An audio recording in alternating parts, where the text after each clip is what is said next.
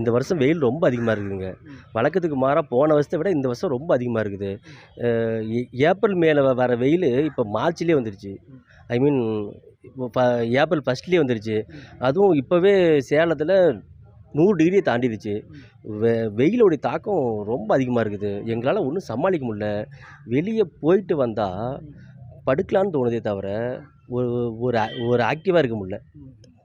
ரொம்ப களைப்பாக இருக்குது.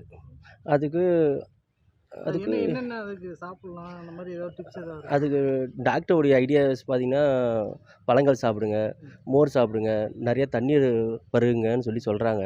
ஆனால் எவ்வளோ பண்ணாலுமே, எவ்வளோ சாப்பிட்டாலுமே இந்த வெயிலுக்கு தாக்கு பிடிக்க முடியலைங்க. ரொம்ப சிரமமாக இருக்குது. இவ்வளோ வெயிலுக்கான காரணம் என்னன்னு நினைக்கிறீங்க? வெயிலுக்கு என்ன காரணம்னு சொன்னோன்னா, சரியான மழை இல்லை, மரங்கள் எங்கேயும் கிடையாது.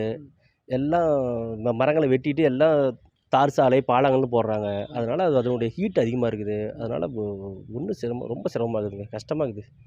என் பேர் கே. நமச்சிவாயம்.